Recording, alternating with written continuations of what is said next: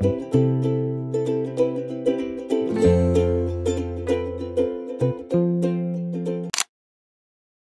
first is this standing tripod, which is height adjustable. I often use this one. Next is this tripod.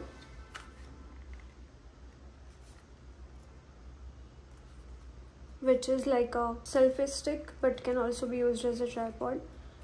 It has a remote control, so you can work with timers as well. And this is also height adjustable. It gets pretty high as a small tripod. It gets this high, and it has like silicone foot stands, so it stands pretty firmly as well. It can go up to this high.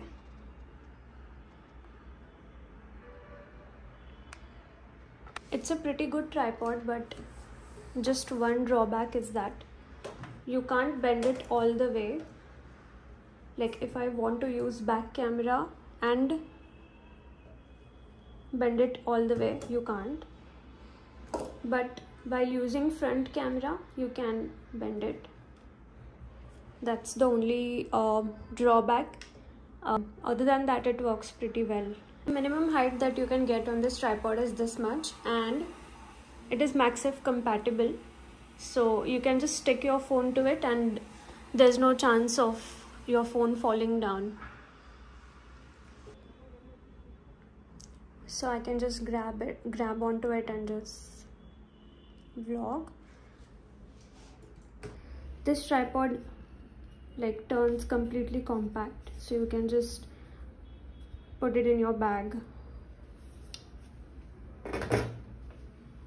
So that was about tripods and accessories.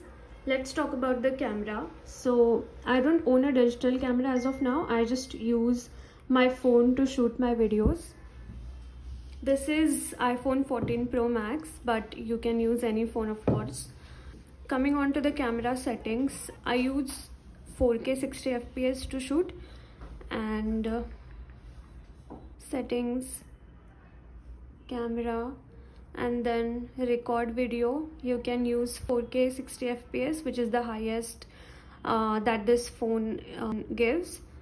You can also choose 4K 30 FPS, which is also quite good. You can also shoot at 1080 HD at 60, which I have done and works well. But since I want a 4K effect on my videos, I choose 4K 60 FPS. And then all of these settings I have kept on, which is enhanced stabilization, action mode, lower light, which optimizes for less bright scenes. I have turned off HDR, which I think it gives very crisp kind of effect, which I don't want on my videos, so I have just turned it off. And that's about the video settings. And then formats, I have chosen as camera capture at high efficiency. My ProRes is off. Preserve settings is on, night mode is on, which I think it's default. And then always turn on grid level on your camera, so that you can see if you're shooting correctly, and if it is straight, and if it is leveled. So if you see right now, this is not leveled, but now this is level. So you always make sure that the grid is on and the level is on. And then macro control is on, which is if you're shooting from a very close distance, and if there's a tiny image that you want to focus on, then the macro control gets activated. And that's about my camera settings. So coming back to lighting, I prefer to use natural light. when I'm shooting during the day. So if you have a window like me, which gives ample amount of light, you can just shoot there. If you have terrace, balconies, that works really well. And when I don't have natural light, or if it's gloomy or at night, I use this lamp that I have, which gives a warm light, and it looks pretty nice on the camera as well. You can buy any lamp that gives a warm light, warm bright light. It's not necessary to buy a ring light. I have it, but I don't use it as much, and it's a good investment, but it's not necessary at all if you're just starting out like me. You can just use any warm light and it works really well. So next, let's talk about editing. First, we'll talk about photo editing. So for photo editing, I mostly just use InShot, or I use PicsArt, but most of the times I use InShot, free version of course. You don't need to buy premium version. Choose a photo, and for the basic editing, I just do adjust some lighting, like increase the brightness or decrease it according to the picture lighting, then increase the saturation.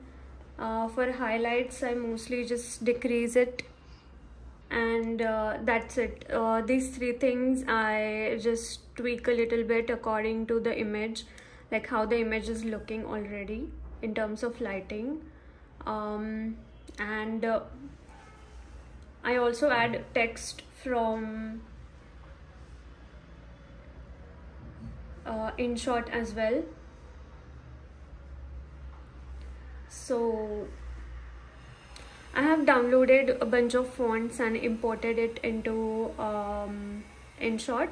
Let me show you quickly how to do that. So you'll have to go to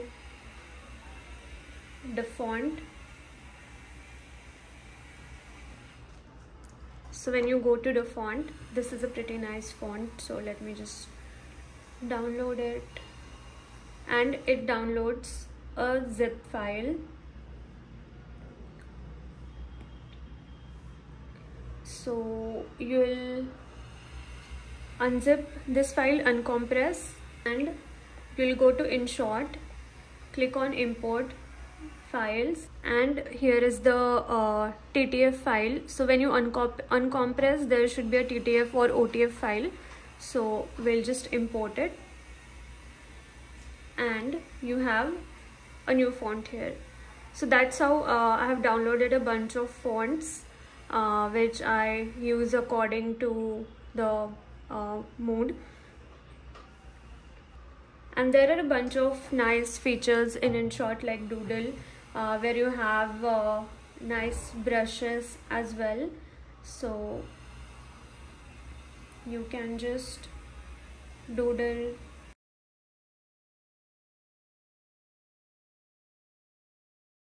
So you can choose to get creative, like explore and see what goes well with your content. So that's about photo editing. Coming to video editing, I mostly do edit on my phone if I'm editing for Instagram or YouTube Shorts. Let me show you how I do edit on VN as well. I don't have a vertical video over here, but let's see this. I mostly use VN on my phone, so I'm not very used to this iPad setup of the app.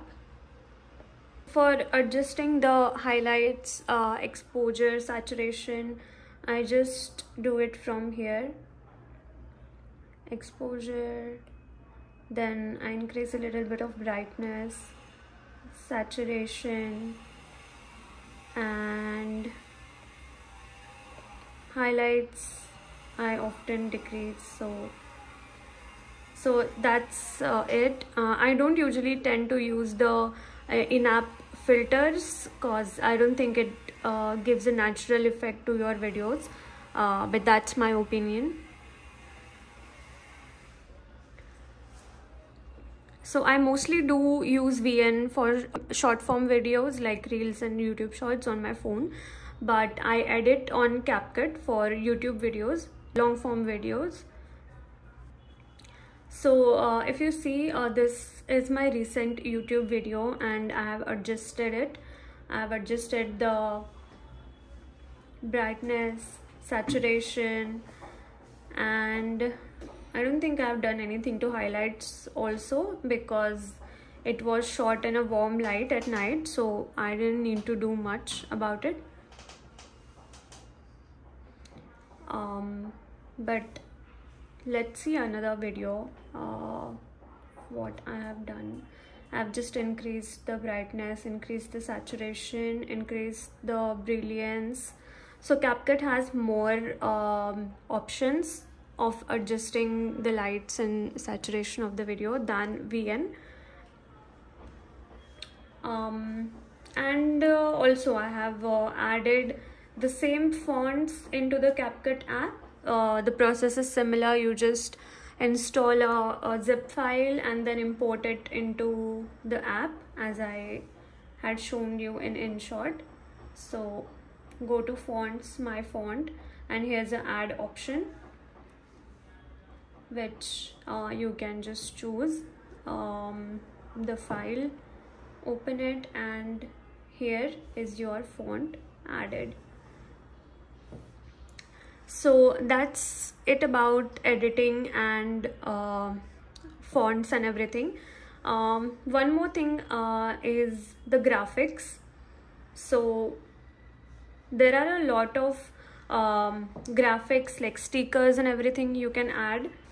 I basically search for PNG and some cute stickers, PNGs you can download. So let's say I download this one, and if you tend to have, you can just tap on the image and then you can copy it and you can go to your Instagram story and just paste it, or in an Instagram reel. Otherwise, Instagram also has their cutouts feature where you can just feed this image and it automatically cuts it out for you as a sticker, and then you can add it.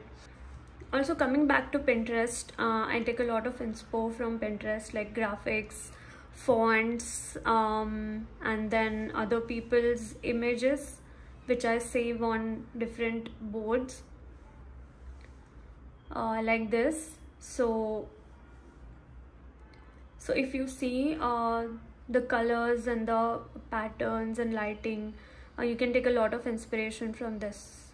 And so now let's talk about how to shoot the videos, like how to point your camera and shoot something, how to notice things, how to incorporate colors and everything into your video.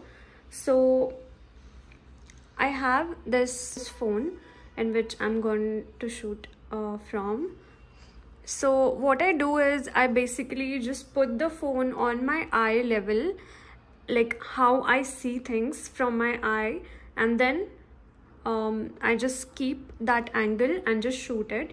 So I mostly like shots which do not include motion, but if you want to include motion, you can just go like this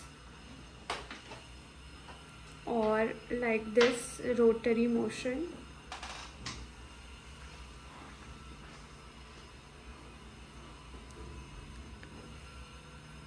If you see anything interesting, you just keep the phone in the line of your eyesight, like how you see the thing from your eyes. You just keep the angle of your phone that way and just shoot it. You can see if I want to shoot my setup, basically my iPad, my keyboard.